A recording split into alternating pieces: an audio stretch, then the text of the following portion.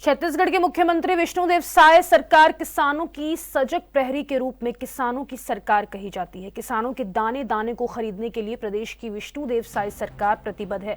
उसके बावजूद किसानों को अपने दाने दाने के लिए पाई पाई के लिए मोहताज होना पड़ रहा है।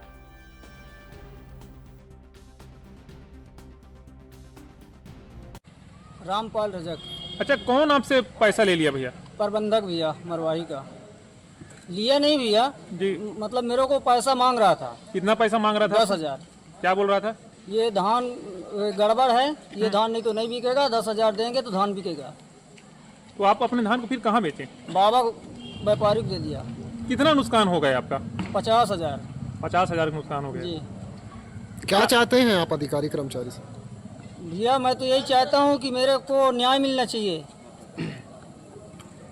भाई। इतना मैं बोलना चाहूँगा, धान खरीदी केंद्र में भ्रष्टाचार अभी मरवाही क्षेत्र में चरम पे है।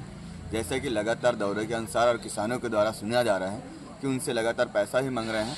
और हमारे पास भी कई साक्ष्य सबूत है और कई बयान ऐसे हैं जिस पे पता चल रहा है कि उनके द्वारा किसानों से पैसा वसूली का काम चल रहा है। साथ ही साथ जैसे हमारे एक अभी रजक जी हैं चिचगोहना से, इनका फ़ोन आया था कि इनका धान रिजेक्ट कर दिया गया, 10,000 मांगने पे धान ओके कर दिया जाएगा, पर इनके पास पैसे की व्यवस्था ना होने की वजह से 10,000 नहीं दे पाए और इनका पूरा का पूरा साल भर का किसानी का मेहनत वो आज पूरा बेफिजूल इनका चला गया।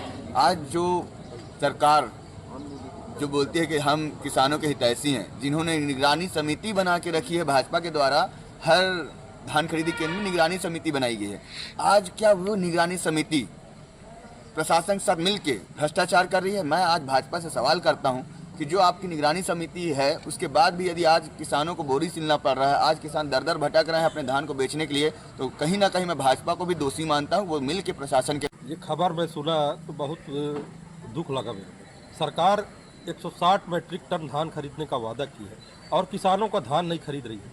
अब वो गरीब किसान 21 रुपया बेच के आया है अभी, अब 10 रुपया उसको घाटा हो गया। अब आप बताइए, आप धान खरीदी का वादा कर रहे हैं, किसानों के लिए सुविधा नहीं दे रहे हैं, किसानों के साथ प्रताड़ना हो रही है और यहाँ सुनने वाला कोई नहीं है, तो किसान गरीब जाए कहाँ? और दूसरी बात, सत्यापन के लिए पटवारी नहीं मिल रहे हैं, पर वहाँ भी कहीं ना कहीं भ्रष्टाचार हो रहा है। वो सत्यापन के नाम से भी कि धान अच्छा है कि बुरा है, धान आपका आप अगर कोई किसान मान लीजिए 50 कुंटल बेच रहा है तो वो अलग से वो सत्यापन करने के लिए वो अलग मांग कर रहा है। तो ये दुर्दशा देखकर बहुत दुख लग रहा है और विष्णुदेव सरकार और उनके यहाँ जो विधायक जी हैं उनको संज्ञान लेना चाहिए अधिकारियों को, कम से कम किसानों का ध्यान तो खरीदी करें।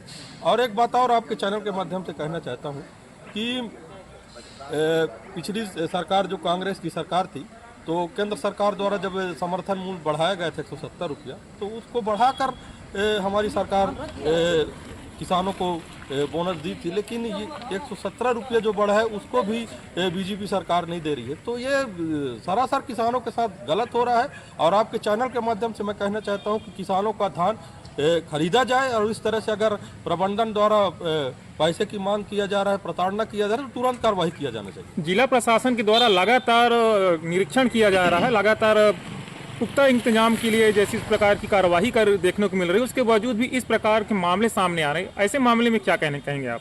ये मामला आने के बाद प्रशासन की पोल खुल गई है और निश्चित तौर पर अगर किसानों का धान नहीं खरीदा जा रहा है, अब आप ये बताइए, वो 21 रुपया बेच के आया है वो किसान, अब 10 रुपया का उसको नुकसान हुआ है। अब वो सीधे 40 कुंटल वो धान बेचने वाला था, 40,000 रुपये का उसको नुकसान होगा। अब उसको